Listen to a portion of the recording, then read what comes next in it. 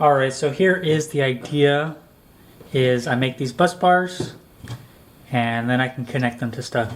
So I already have these M5 connectors here, and so that's how they're gonna work out. Soon I'll probably try connecting these batteries to it and try to power something or get them charged by a charge controller. I did buy one of these, so it would be cool to try charging it using this. It's done. It conducts electricity. You can attach it to stuff, and it's got some future growth for M8 bolts. That way I can just add another hole and it'd be all good. I think I did a good job. Let's see how much it cost. This is the frame of a printer that I took apart, so we're going to consider this free. Then I also made some 3D printed parts, and they cost about 60 grams of PETG, so that's around, 60 cents. So I'm painting these, I'm giving a couple coats of white and then some black and red, just so it makes it pop a little bit better than just having no primer or something like that. I think that's how painting works. But with the steel, I have a hacksaw and a bimetal blade because I am cutting steel. And I know from experience, if you cut steel with a high-speed steel, an HSS blade, that thing is going to run out after the first 5 minutes of using it, especially when cutting steel. So bimetal blade is what you need if you want to have a good experience with cutting steel.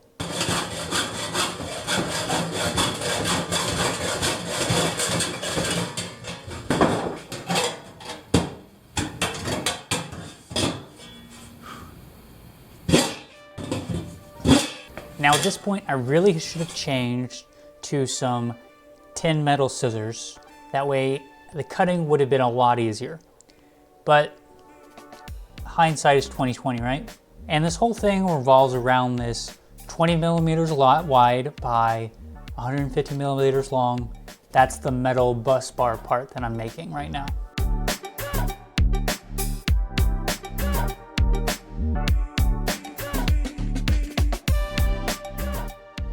After I cut everything off, I used some tin snips and got that done. Now the plan is starting to look a little bit more good.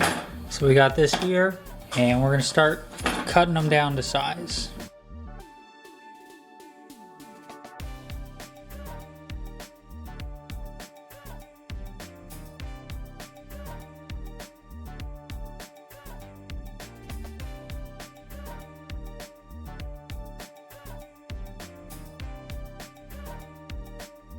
For me, the easiest way to drill a hole in the metal is first start with that really small bit, and then gradually work up.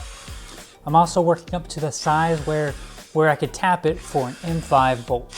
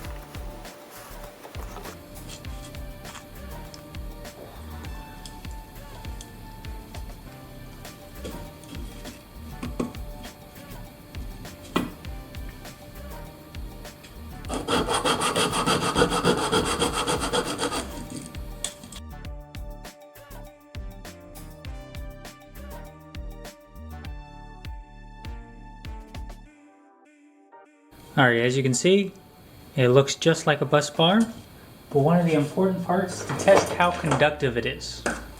So from one of these to one of these, how conductive is it?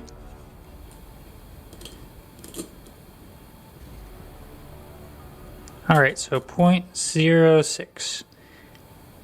And so basically this is free to me, so I think it's pretty good. Alright, then I'll get the other one just the same way.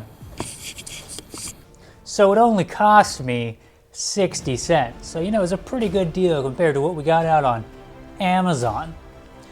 But in a real sense, I think I made a usable item that will work.